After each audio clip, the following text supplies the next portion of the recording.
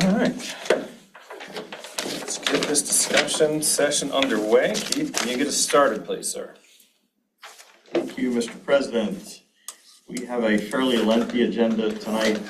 It's just typical for second meeting in January. We have a lot of contracts, annual contracts that we are going to award. You'll get some background on those in discussion. But we have a public hearing in consideration of an ordinance amending the Mount Lebanon Code to include newly enacted ordinances or amendments to existing ordinances that were enacted since January 28th of 2025. That's our codification ordinance.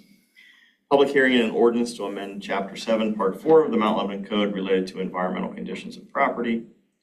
Introduction of an ordinance amending the Mount Lebanon Code, Chapter 4, Part 4. This is the fire code regarding volunteer status.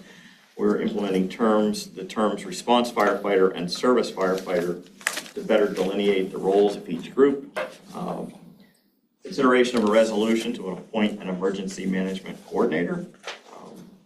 Consideration to purchase 3 police vehicles. Consideration to purchase a wood chipper to replace a unit that's reached the end of its useful life. Consideration to purchase 1 Caterpillar backhoe to replace one that will be traded in. Consideration to purchase 1 leaf loader vacuum to replace a unit that's reached the end of its useful life. Consideration for the award of the 2026 sanitary and storm lining project. Consideration for the renewal of the annual storm and sanitary sewer cleaning and televising contract. Consideration for the renewal of the sanitary and storm point repair contract. Consideration for the renewal of the sanitary sewer manhole rehabilitation program. Consideration for the award of the backwater valve maintenance project. Consideration of the renewal of the chemical root treatment contract. Consideration for renewal of the 2026 street rejuvenator contract. Consideration to purchase new playground surface material for Rockwood Park. And consideration of the commencement of pension benefits for a deferred participant. Before anybody in this room gets too nervous, that's Rudy Sukol. Rudy is not retiring or leaving us. Rudy, when he started his career here, was in the defined benefit pension plan, as was I. There is a provision in state law that is mirrored in our pension plan language that allows employees to begin to collect that pension when they reach age 62 if they are still employed with the municipality, because that pension benefit has been set and cannot grow any further beyond that point. So again, I did it, I think how old I am, 3 years ago now. And Rudy is doing the same thing. So that's all we have. Excellent, wonderful. All right, with an update on streets, we have Gateway Engineer. Good evening.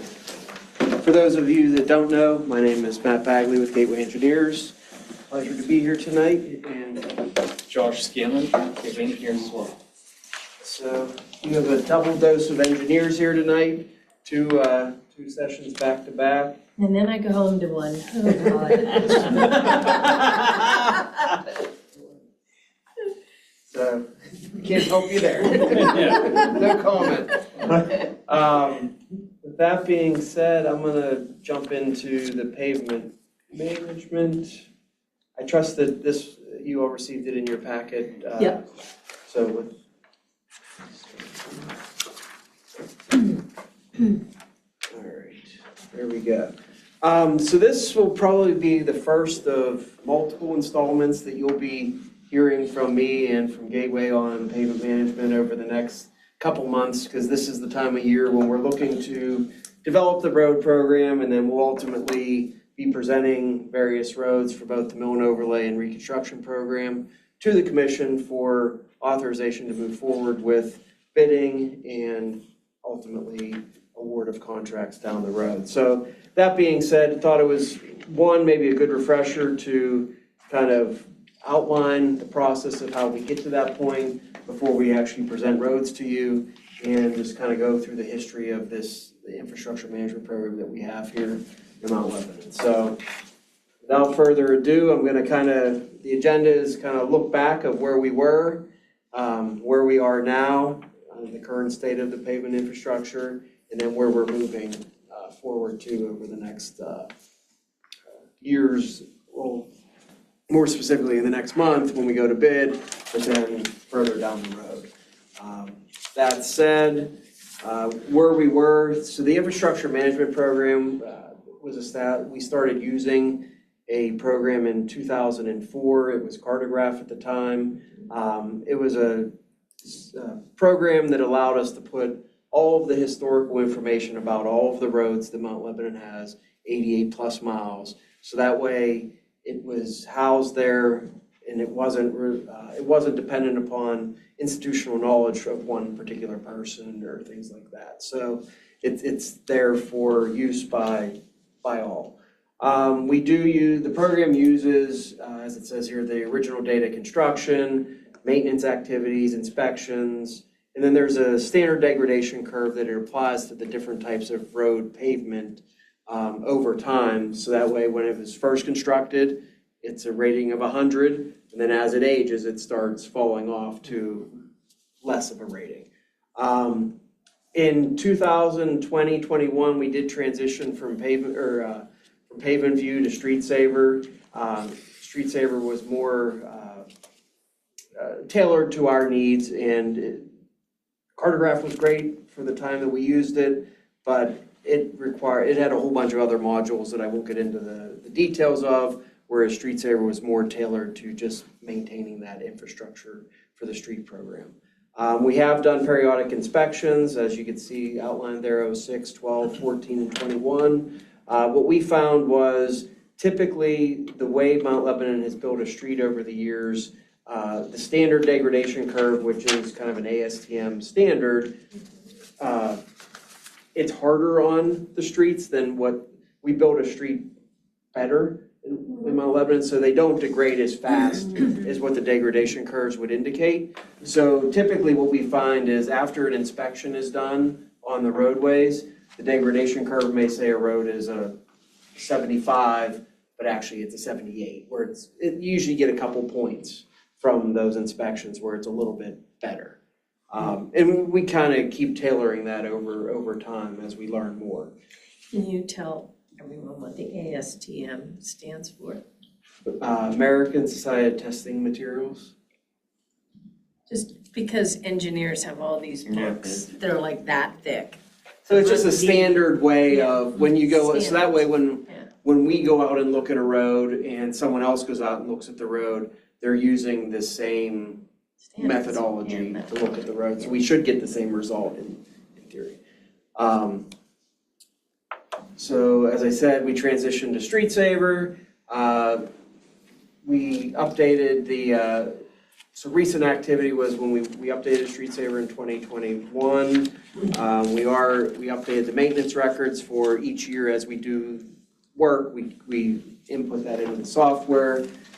We added historical coring information. What that is as we develop the road program each individual year, before we're doing the road program, we core it just to truth what we thought the pavement section was, because if you can appreciate, a lot of the historical information was from 80s, 90s, and things like that prior to our involvement. So we used that, we had that data, we figured the streets were that, but we don't want to rip up a street that's a full depth street if it was, if we think it's asphalt over concrete, but it ends up being full depth, we would change it. So we want to prove truth that before we would actually do a contract where we would do work. So we add that coring information over time, so that way we won't have to do it again in the future. That handles that. We are planning on doing historically the inspections have been done by a person walking the streets, collecting the data, and so it's labor intensive. But now there is there's new tools with AI and everything like that, where we have contracted with a company called Violytics. I don't know if I can stop and do a little. Is that through a cell phone or? It is through a cell phone, and let me stop this. Let me share or an iPad.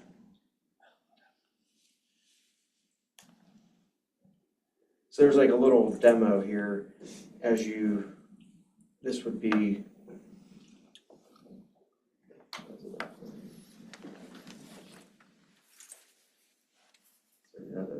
I can't see it. There it is. Yeah, so as the. Oh, I see. Yeah, it's cool.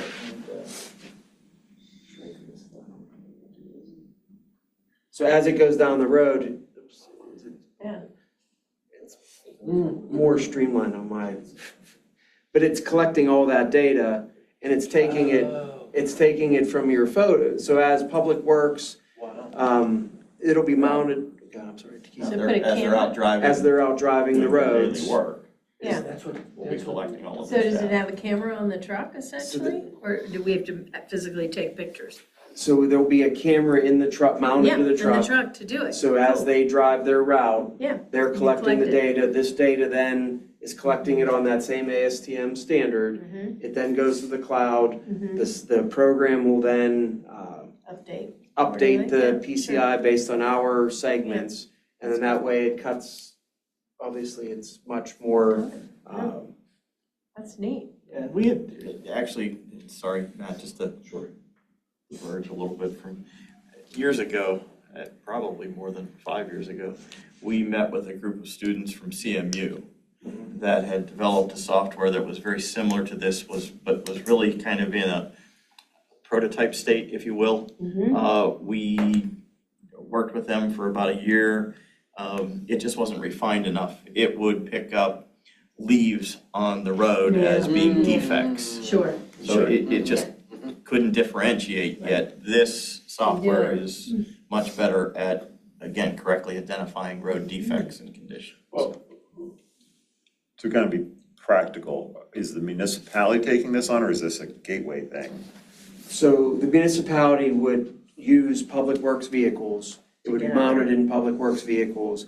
There's a training, the company is gonna come train Public Works on just, It's a municipal thing. it's a municipal thing. yes. So that we way own the it's- data. Yeah, no, Yeah. I'm just asking. No, I was just curious. That's. So it'll be a we own municipal it, it's thing and then ours. it goes to the Yeah. cloud, then it'll be Yeah. uploaded into the Yeah. Street Saver Yeah, program. if we fire them tomorrow. Yeah. Well, We can and, pass but it but on I was, to I was just the- thinking, you know, that if the police don't like their LPR, right, maybe we could, switch it up a little bit. Yeah, I know, I can get your attention back there, didn't I? Sorry. So that's just a preview of what's gonna be happening. Yeah. Obviously, with this recent snow, it's gonna maybe delay Little bit of a problem, being able to yeah. do that, because the intent was to have that data so that we could use that for our current year's program, Right. but we may have to put a pause on that depending on, we could proof it or truth it with the data. Yeah, but I think that's a good point, because certain winters are harder than others on our road surfaces, right? So in the past, when we've had winters similar to what we're having now, we would have somebody from Gateway and Rudy and, you know, they would actually go out and then physically drive certain roads to get, I'll say, a truer assessment, because those road conditions can change drastically from one year to the next based on the winter that we have. This will kind of take that step out and just allow us to collect data for all of the roads through, you know, Yeah. a much more efficient use than what we were doing previously. How And one- accurate is it? We'll find out. We will, well, one of the things that'll be interesting is Then you we compare will, it to the we'll old compare data. it to with, right now, we have all the streets with a rating of the streets. Yeah. So when they give us the data, they'll give us a new rating and we can compare that data. Okay. So that is one of the things that'll be Yeah, interesting and to if there's a see. huge anomaly, you can go out and take a We look. can go out and Yeah, take a look yeah, at yeah. it, yes. Sure. And the other thing to note before, sorry to keep digging into this, but the other thing to note is with this program, if you wanted to, you could drive every street every day and they will analyze the data every day. Sure. There's no limit to the amount of times you do it in a year. And then the other thing that they keep developing additional Layers. tools Yeah. that there's, like they talked about sign inventory, that once you drive the street, you don't necessarily have to drive it again. They can just reanalyze the same video Right, and pull the sign data potentially off in the That's future. interesting. So as they develop more modules, that data is Yeah. there and they can use Yeah. it to give more information. So it could be, once again, it's first time, but it could be powerful in its use. And this is only the municipal roads, it's not private roads. We're not doing this with private roads. No, because we don't do maintenance on private. Okay. How do they charge? I mean, I It was just, a License fee? it was a Yearly yearly licensing. fee. You approved it as part of the budget. yeah, I was just thinking in terms of like, how embedded are we Yeah. with them, right? I mean, are we stuck with them? Is it an annual, we get, It's an the annual. cameras are ours? They, And they charge us for processing of the imagery? it's a yearly processing. So once again, if you want to, we asked the question, if you wanted to drive them every day and have them process it every day, you could, and it's the same fee. okay, so it's not based on the amount. Huh, So that's it's a yearly, Yeah. this is our first year of doing it, interesting. Sure, so we will see from there. well, it works. So with that, kind of our current situation, these are our current conditions as Street Saver highlights. So our current PCI in that upper left table is a 78. You can see it's relatively consistent throughout from 2021 through now. It's been holding true in that upper 70s range. We have a remaining service life in the bottom right of 26 years. One thing that I'm sure you may or may not be aware of, there was an ordinance a number of years ago passed that required PCI of 60 or better to be maintained at all times, if I'm true in saying that, Keith. That's an overall. And It's not it's not, And overall for the community, yes, Correct. correct, yes. So you basically average the PCIs of Correct, everything to yeah. get that? yeah, Okay. because we do have certain streets that I will tell you right now are rated below Yes. a Sure, 60. yeah. But we've also benefited from the Utilities. amount of utility work that we've had done in this community over the last, I don't know, 3 to 5 years. Because when we have utility work that occurs, utility companies responsible for resurfacing. And that's typically, although not always, but is more often than not curb to curb. So we don't let them just patch. So we benefit and get some extended life out of our roads through the work that they're doing. This chart gives you kind of an indication of 2011 to 2026, the different categories between excellent, acceptable, marginal, and failed. As you can see, the excellent has gone up, the acceptable it's kind of taken the place. The failed has gone up a little bit, and that's largely, there were a few years as we figured out what we were doing with the brick streets and other things like that, so those failed have Yeah, stayed explain there. that a little more, I don't understand. So What failed? The brick? not that they failed, it's just, so the rating of excellent is 100 to 85. Right, Acceptable is 84 to 60. Okay. Marginal is 59 to 45, and failed from a So we had- PCI standpoint. yeah. Just a condition index standpoint. Right. Is below 45. Mhm. So I'll show you here this. So on this particular side, 2 slides ahead here, you can see the average PCI per road type. Yeah, So as you can Sure. see, the brick is lower. There's been a few years there as we developed the brick program and how we were gonna handle the brick streets with the Historic Preservation Board and all those other scenarios. Plus, I know the maintenance dollars have gone up over the last few years for brick maintenance as well. So I anticipate that number is gonna come up because we have been addressing that here recently. But this gives you kind of an overall standpoint. Plus, the theory has always been, we don't want to throw bad money at the failed streets. We'd rather, if a road is failed, right, we'd rather not just Band-Aid it, we'd Yeah, rather yeah. fix it Right. good. So yes, some of those failed streets, some of the marginals or have gone into the failed bucket. while we get the money in order to address them and get them to All the the way, excellent bucket, okay. yes.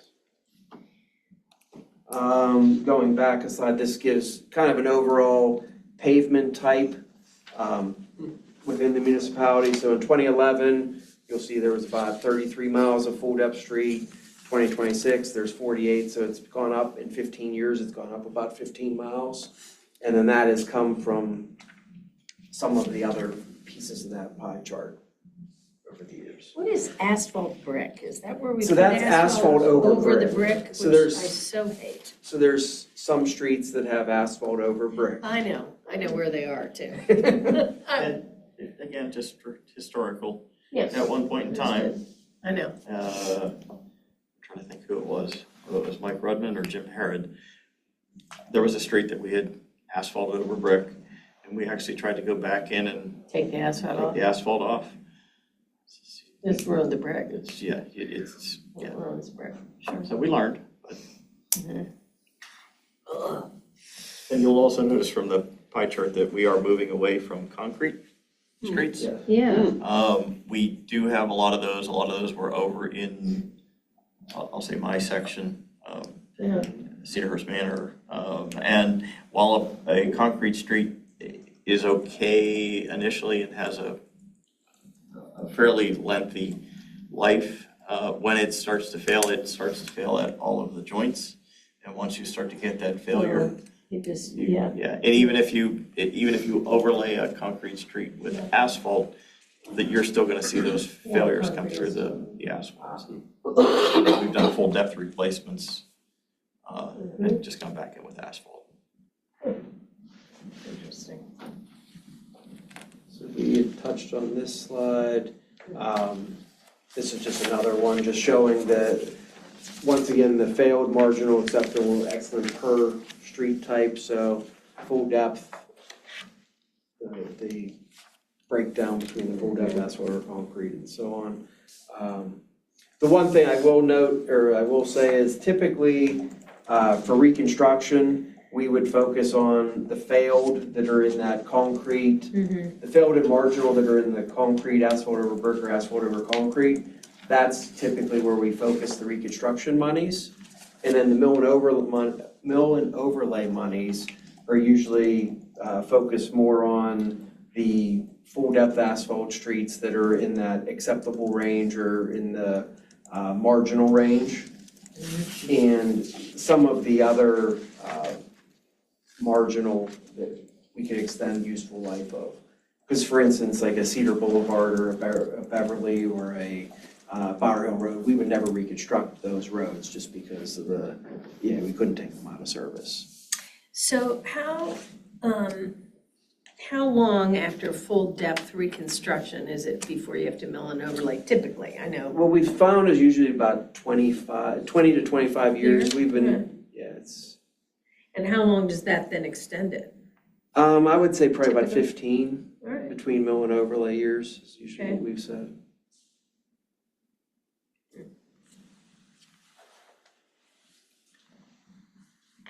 So then touching base, so currently we're the funding that we have right now, as I showed from that slide that gave kind of that street saver overview. This one here, you can see that we're staying at a relatively consistent 78, 79 PCI. So that's showing that our current funding, now a lot of that, as Keith mentioned, a lot of that has to do with also the utilities doing a good bit of mill and overlay work that is counted into this, but we are kind of maintaining that high 70s kind of PCI rating. And then more than 50% of the roadway is currently full depth. So I would see in the future that as more and more streets are reconstructed, that money that in the budget will start flipping, that the budget numbers will go more toward the mill and overlay, and maybe the reconstruction number will start coming down as we get more and more in that realm. Just from a budget standpoint, here's some numbers here showing per mile what the average reconstruction, curb cost, And so Stormwater. in the stormwater improvements, because when we reconstruct the roads, we're also doing a lot of stormwater improvements. That way we can mitigate flooding issues, icing issues, things like that that are on the roadways. For instance, last year, there was a large stormwater project built into the Ordale Yes, Boulevard reconstruction program. Yep. So that addressed building down there at 212 Mohawk and some of the other, yeah.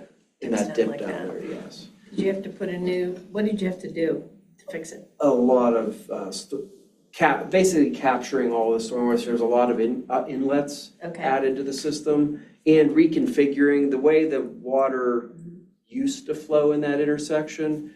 It would be collected and kind of flow toward the Clett property, yeah, and then it would come back toward the Galleria. So it was like okay. backtracking on Lovely. itself. So it was a weird hydraulic situation, which wasn't efficient, which was causing backups. Sure, So we Or it didn't reconnected, we reconnected the flows, and Josh can speak to it because he was instrumental in that design for that as well. But that's the synopsis of what was done there. And then just from a mill and overlay standpoint, as you can see, it's like $400,000 per mile. So it's 12% of the overall reconstruction cost. So the goal is to get the streets into that Reconstructed, mill and overlay scenario so that the costs come way down. This program has been going on, I think the first street that was reconstructed was in 1980. So it's been going on for a number of years. So it does take time, because there are 88 miles of street, and not that all of them would get to the reconstructed point, but a large portion of them have and will. so how many miles would you say are in the sort of failing category? Failing or under, what's the other term you use, sorry? Marginal. Marginal, yeah, failing and there's- marginal. 12%. Okay, So that's, I can do the math. like 9 miles would be Okay. 10%, so it's. You're an engineer, you're not good at math, don't worry about Right? Like, I got it. Okay, thanks.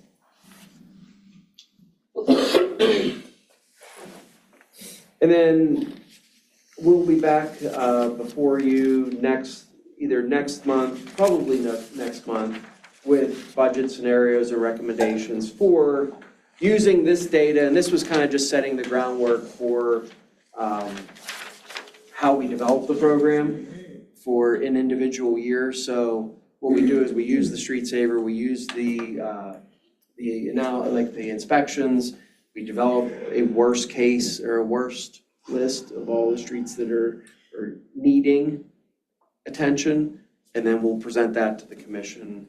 But we thought it would be a good idea just to kind of get this background. Can we see the PCI ratings when you give us those recommendations? Sure. The other thing that we do, and some of you know this, is when we go out to bid for these contracts, we always get an engineer's probable opinion of cost. Right. And then we have add alternates, so that if those bid numbers come in less than what we expect, we're able then to potentially award some additional streets for that year's contract, so. So one of the big ingredients in asphalt is oil, right? So price of oil really can determine what the price is gonna be. And the only other thing, Matt, I don't know if you were close to being done or. I am, but go ahead. I have. No, go ahead, finish. So speaking to your point on the oil. Yeah. So there is it's called an asphalt index that PennDOT, so we do fund the mill and overlay program partially through liquid fuels Right? funding. Did you get money back? Yeah. One of the requirements for using that funding is that you have to abide by the asphalt index, which means that in our bid specs, when the contractor bids the project, say in March, Yeah. and the asphalt index is a certain number. Yeah. If that number varies by more than 10% up or down at the time when he does the work, which we have the work done between June and August for Right. mill and overlay when school's out. So if the asphalt index were to go up by more than 10% when he actually does the work, he's entitled To that money. the It's interesting. increase Sure. that we would have to pay him a Right. change order, not, there's a calculation, Sure. because the asphalt content in asphalt is like 4%, 5%, something like Right. that. So it's not a one-for-one Right. type deal, but we would have to do a change order. And likely, just the same, if it goes down by more than 10%, we're in line for a credit as well. Right. And that would also, we've also carried that into the reconstruction program. Yeah. Also. So that's something sometimes you'll hear people criticize as change orders. And change orders are really a very natural part of construction projects for a variety of reasons, but there's a very good reason for one right there. That could be, Yeah, yes. could be. And we have Sometimes done they're in the not. past, last year, it did not change, the Right. last couple, but then, in the recent history, there was a year where it did affect the price. And then just as a summary, so this year's budget for mill and overlay is like $555,000, so we would bring a list, as Keith mentioned, we would bring a list that fits within that budget, and then some add alternates to maybe if we get competitive, or better pricing. And then on the reconstruction, the 2.275 million, we would do the same thing. Right. And we did have add alternates last year that we didn't get to, Yeah. so most likely those are gonna be on this year's program to start with, and then we add some on top of that. I was just gonna offer, because you, as commissioners, especially for our two new commissioners, you will get the question at some point in time. Why doesn't the municipality coordinate with utility companies? You just resurfaced that road and now they're Right. tearing it up. Yep, yep. Every year, we provide a copy of our road reconstruction projects to the utility companies. And we say, hey, look, this is your opportunity to come in here and address any of your infrastructure that you have here, because you will save money. Because they will not then be responsible for the restoration of the road surface. We're doing that. We offer that every year, and invariably, we will see probably within 2 years of reconstructing some street, a utility company that's in there That's gonna dig it replacing up. their infrastructure. So we make the effort, but we really can't control when they do their work. But sometimes it does work out where we do get, where they do Yeah, where they help. contribute, where they do contribute. Right. I was gonna say, we've had situations, to Matt's point, where they've, they had a line break or they had an issue that they needed to address. It's really not the right time of the year. Right.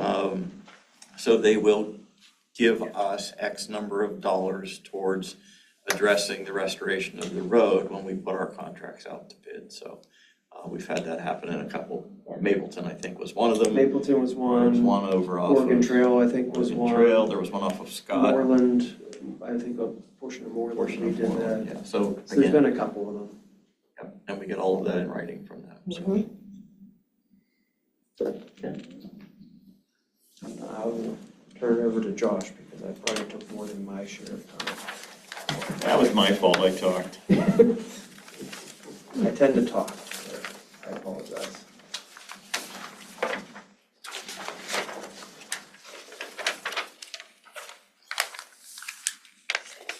Sewer is my favorite. Everybody's favorite thing. It is, definitely. That and drainage, which is way up there too, you know. Second, okay, so, in this presentation, I'll be going through the O&M contracts with respect to sanitary and storm sewers, and then there's also some additional, O&M contracts related to, streets as well. So for the agenda, we'll go through a brief background of how we got here. We'll go through the various, storm and sanitary O&M contracts that we administer each year. We'll touch on some of the roadway maintenance projects as well, and go through our preventative and routine maintenance projects. So with respect to sanitary sewers, municipalities located within El Casan are under consent order as part of the long-term planning of the region's sewer infrastructure. That consent order requires a maintenance program be implemented into the sewers each year. And I'll explain a little bit more about that as we go through these contracts. But as part of that consent order, municipalities complete activities that ultimately inspect the sewers and then undertake critical repairs to keep the system operating as intended. I have to add on to this just because sewers. Because at one point, we had lots of overflow of sanitary sewers into the rivers, which also provide our drinking water. So this is really a public safety issue. And that's why the consent order, I mean, initially, they wanted to build tanks on the river to hold anything that overflows. So these corrections will stop tanks from being put on our riverfronts, hopefully. Yeah, it improves water quality and keeps Yeah. what's supposed to be in the pipes. Right. It also keeps groundwater from getting in the pipes. Right. So there's a bunch of Yeah. different, The groundwater would get in with a big storm thing, and then the sanitary stuff would go over. so these contracts help to address some of those issues. So the main contracts we have out are CCTV, which is your inspection contract. That's how we get eyes on the system. Point repairs, those are your excavation repairs. Well, each one of these has their own slide, so we'll go through those. Backwater valve maintenance, those are valves you put on your home's lateral in the event that the water level in the pipes rises to a certain point. It keeps the sewage from backing up into a home. Into your lateral, and then into your house. There's the chemical root treatment program, which treats roots that are in the sewers. You don't want roots in there because they lead to blockages, which lead to backups and overflows, et cetera. You have Don't harm the trees, by the way. correct, yeah, they address the roots within the pipe itself. And then you have the manhole rehabilitation contract. That's, you're basically lining the inside of a manhole with cementitious liner. It extends the life of the manhole. And then you have the sewer lining contract, which it's ultimately a way to renew an existing pipe without having to excavate. You push a liner through it and then you cure it via heat, and it It's a new forms a pipe. pipe within a pipe It's a new essentially. pipe. Yep. Within a pipe. So all of these contracts are renewed this year, except for the lining contract. The lining contract we bid annually. So these other contracts, we offer options for multiple years. And the reason for that is it reduces bidding costs and contract administration costs from having to bid it each year. It ensures contractor consistency over multiple years. So if you have a contractor that's performing well and doing a good job, it's incentive for them to keep doing that. And it also incentivizes better pricing. We do this to contracts that are generally repetitive in nature, don't have a lot of variability as far as scope of work goes and things of that nature.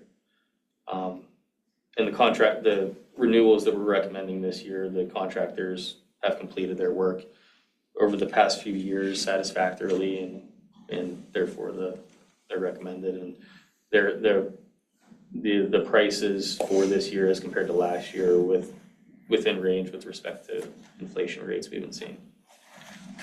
And it is at our sole discretion. If it's, Correct. there's no guarantee from Right. year to year. Like if we don't want to renew it, we don't have to, but it provides, as Josh said, it provides all those benefits by giving that offer.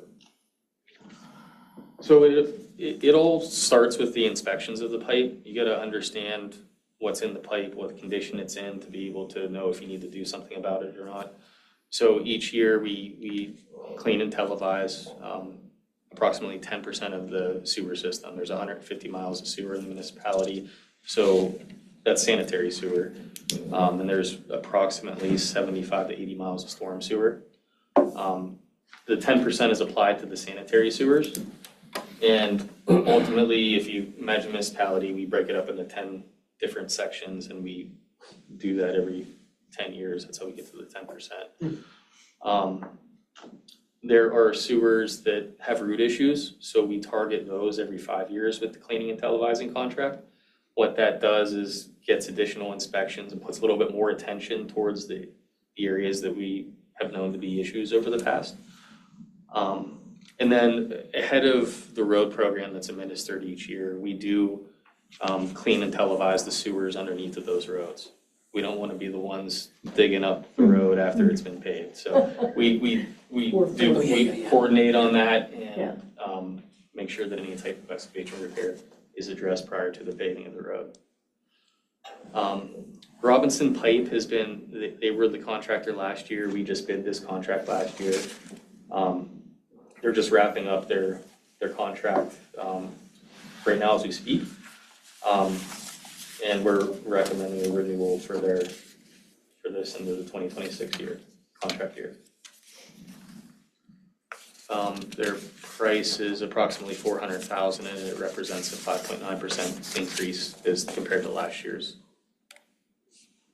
work. The chemical root treatment program, we last did this in 2023. Duke's Root Control was the contractor for it.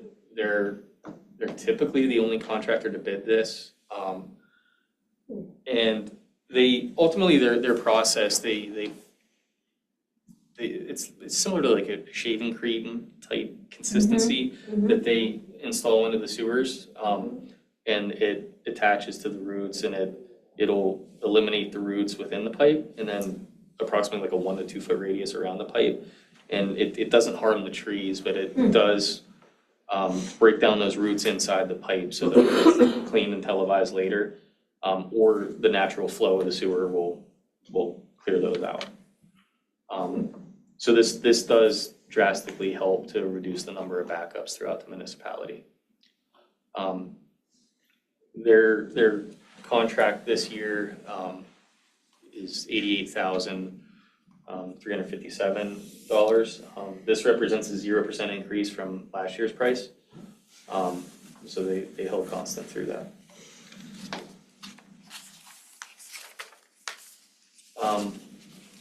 The sanitary and storm sewer point repair contract, this is the blanket contract. Neando currently holds this contract. This was bid last year as the base bid. And then we have renewal options for this year and next year. We are recommending a renewal for this year's contract, which represents a 5% increase over the base year of last year. But this contract is typically covers your excavation repairs. So we televise the pipe, we find some sort of defect in the pipe that we aren't able to line through.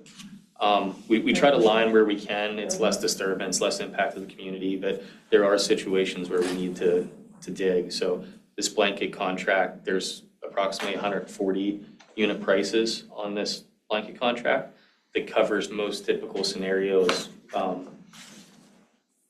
that occur during the contract year. And this is a blanket contract, and just to kind of explain what that means is there's not necessarily a predetermined amount of work that needs to be done. As we're out and issues are discovered, then there are unit prices for all of the things that need to be addressed, whether it's raising a manhole or fixing a defect. So we don't have to come back every time. We don't obviously exceed the value of the contract, and Gateway monitors to make sure that we're staying within the total value of the contract. Yeah, and what drives that number is just the number of different unit prices that we have. I mean, I anticipate that this year, in Sleepy Hollow and some of the other work orders that we typically issue will probably be between $300,000 and $500,000 at the end of the year with the total contract costs. So $1 million is just because there's so many items that Right, it sure. adds up, but it's not, we don't anticipate doing that much work. And we spent a lot more money in the early years of this blanket contract because we had more significant defects that needed to be addressed. Sure. So we've seen our costs in terms of, if you compared dollar value, decrease.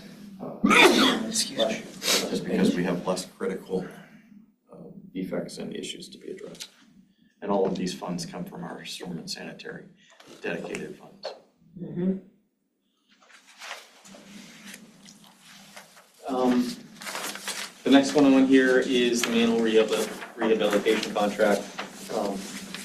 This is essentially relining a sewer manhole.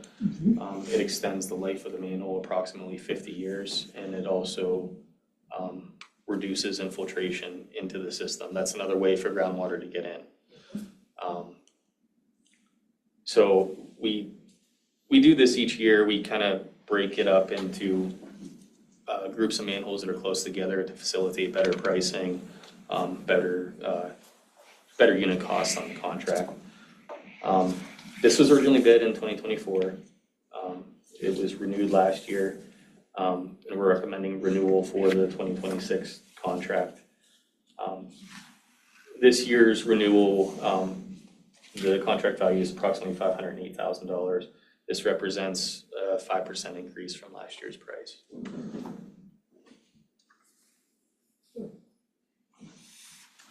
What's the material of most of our manholes?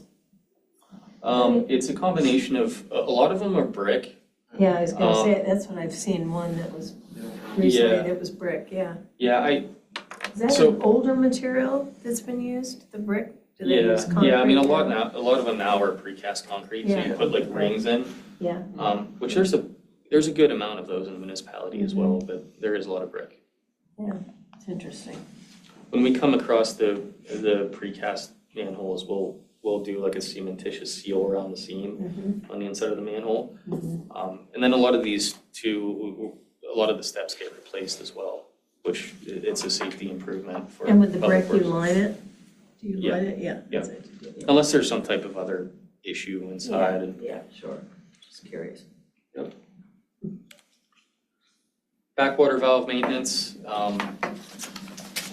there's some pictures on here that kind of show how that works, but the purpose of the backwater valve is if you have a house that's in a certain area, low-lying area, usually, or where the main has a flatter slope to it, as that sewage flow level rises, it's gonna go somewhere. So this keeps, in the event that sewer flow rises in the pipe, it keeps it from backing up the lateral. So this valve will, based on the back pressure that's coming in, it'll deploy and block flow from, it blocks the flow from coming from wherever the sewer main is into the house. So it protects the house. So there's, I think there's 83 of these throughout the municipality.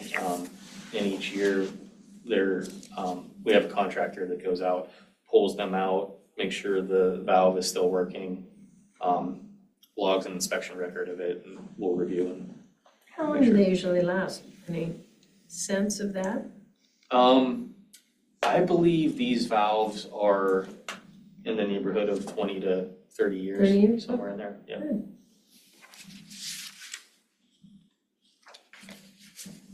Most of the time, the issues we find on these are like the riser pipe coming up Yeah. from the ground.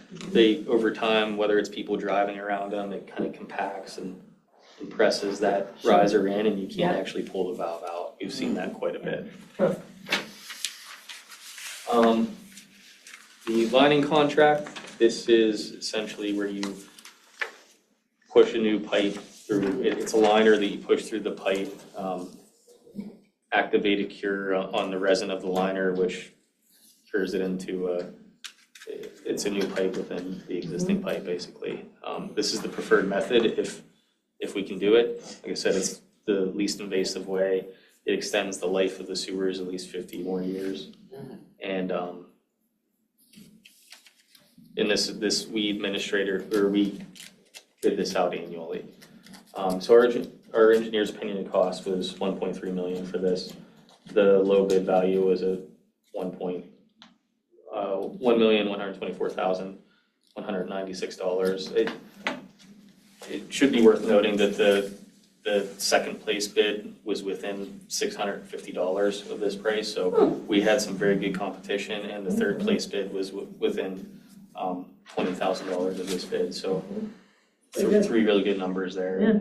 And it's also one of the contracts we award that we're able to sometimes capture some GROW grant funding. Yeah, exactly, sure. Yep. Yeah.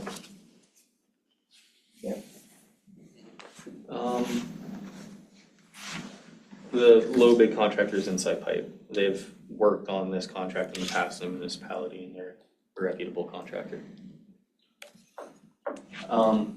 Sleepy Hollow sewer repair, I'll go back a slide here in a second.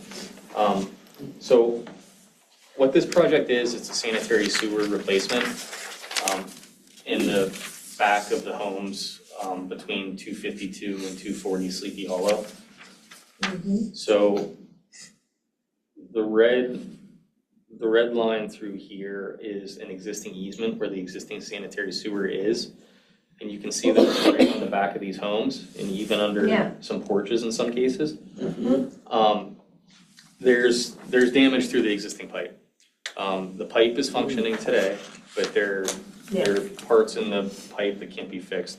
We've looked at lining it. It's a little bit risky. If the liner gets hung up during the process, then it requires us to dig. In certain instances, this pipe ranges anywhere from 8 feet deep to 18 feet deep, just based on the grades out here. Sure. So we've looked at lining, we've looked at pipe bursting. It's too close to the foundations to safely pipe burst. We're concerned, and we've even had a contractor look at it, and they're concerned that the vibrations would negatively impact foundations. Sure. So this ultimately led to a proposed reroute, which will tie on to the existing sewer up here on the top right, bring the new sewer towards the back of the lots, and then we'll run it down through. There's actually an existing easement that's back here, so it'll partially go through that existing easement, follow the top of this slope here. There's a slope that runs through here, so we're trying to keep some distance off of that, and then we'll run it down and tie it into the downstream side. We are showing some lateral replacements up to the home. What this does is this allows us to install the main line at a shallower elevation. If we can catch close to where it's coming out of the house and not run it as deep, we can keep this line back here from not being 16, 18 feet deep. Well, which you think saves cost. everybody would love it if they got their laterals replaced, Well, because we would have to pay for it. yeah, it'll help from that perspective, and it also gets the sewer away from the back of the homes, Yeah, which absolutely. inherently is gonna increase their home value, because they Sure. can now put additions on Yeah. and things of that nature. You can't build over sanitary, or you're not supposed to, I should say, you can't, because there are Yeah, places it's where not, they've it's not a done good it. idea. Ice Castle, Castle Shannon, that's Yeah. right. So there are easements that we're required to get, and we're in the process of obtaining those easements. There's 2 more residents we're working with to get those easements. We did receive a $50,000 grant from PA, small water and sewer grant for this project. Our opinion of cost for this project is $200,000, so that grant represents a 25% value to that. Nice. I'm a little bit behind here. Yeah, Oh, we got hit on this already. Yeah. yeah, I mean, we touched on the mill and overlay program. We put a couple of slides in here, road reconstruction program. We'll be coming back next month for those, so. Rejuvenator, that's on for tonight. This is a Reclamite product that gets applied to the roadways. It extends the life of the asphalt pavement I mean, we've been working on this for over 30 years, this program. Rejuvenator. Yep, and this is a renewal contract as well. Fascinating. And the other maintenance projects that the municipality undertakes are crack sealing within the roadways, brick street repair, curb repair, and roof damage, sidewalk slab replacement. And all those are currently out to bid, so we'll be coming. Those will be for the commission and most likely in February for recommendation for award for those maintenance, those annual maintenance contracts. Do we still only have about one person bidding on the brick streets? Well, historically, yes, but I did receive a call today from Salente who is interested. Excellent. Okay, cool. All right, well, thank you, gentlemen, appreciate it. We do not have time for board committee updates. So we will do that next time, and we will reconvene in Mission Room. Our regular meeting.